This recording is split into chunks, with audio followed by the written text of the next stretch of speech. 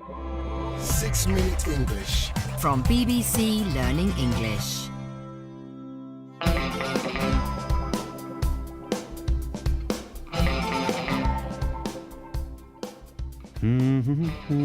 Hello and welcome to 6-Minute English. I'm Rob.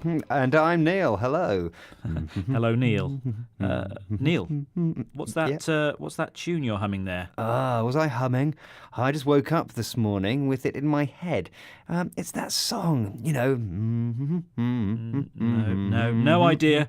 No idea what you're talking about there, Neil, but it's very annoying, so could you just stop it, please? Well, that's my problem. I can't stop humming it out loud. It just keeps repeating in my head. Do you know there's a name for that, Rob? When a song keeps repeating in your head?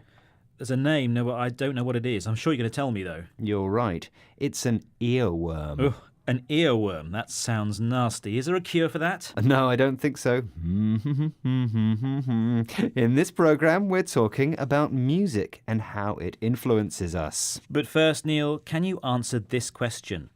If a person has musical anhedonia, does it mean they A. hate music, B. can't enjoy music, or C. can't hear music? Well, anhedonia sounds like an illness, so I'm going to go for C. Can't hear music. Yes, okay. I certainly wish I couldn't hear music. We'll find out if you're wrong or right later on. Now let's listen to Professor Charles Spence telling us how music affects what we choose to eat and drink. Imagine you're going to the bar and you're thinking about, do I want a glass of wine? There's French music playing behind the counter.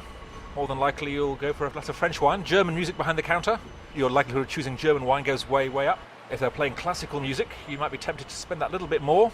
What's the likelihood of you spending more, Rob? Quite likely, actually, Neil. And likelihood means the chance of something happening. I love a good glass of wine. Me too. But why do we spend more when there's classical music playing? Good question. Well, it makes us feel a bit classy. That's stylish and sophisticated. I'm guessing hip-hop doesn't have the same effect, am I right? You're always right, Neil. So the professor is saying that bars and restaurants use music to manipulate their customers. And that means to control or influence them. Ugh, earworms. They're messing with our minds. I know. And it doesn't stop there. Restaurants also use the tempo or speed of the music to change people's behaviour. A fast tempo gets customers in and out quickly at busy times. On the other hand, if there aren't many customers, the restaurant might want to keep people in the place for longer.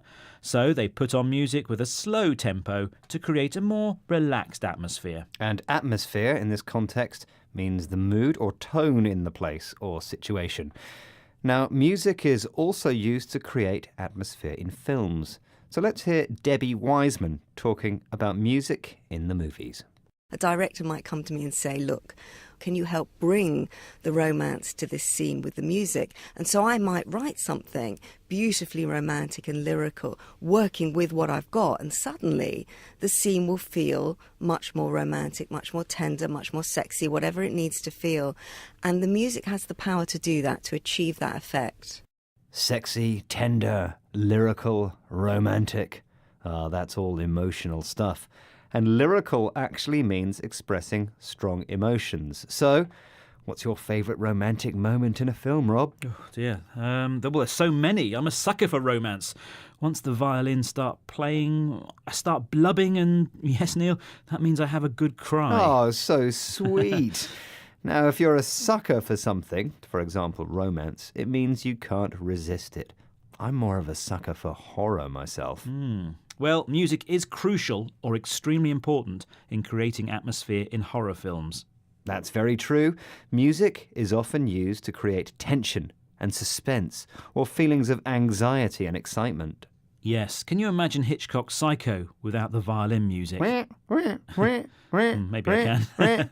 OK, let's not have a shower scene here in the studio, Neil. You'll give me nightmares.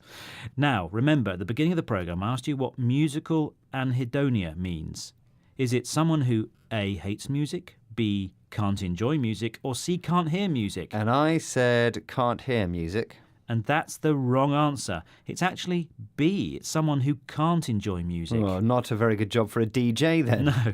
Anyway, Rob, before we go any further, how about those words again? Okay, well, the words we heard today were earworm, musical anhedonia, likelihood, classy, manipulate, tempo, atmosphere, lyrical, blubbing, sucker for something, crucial, tension, suspense.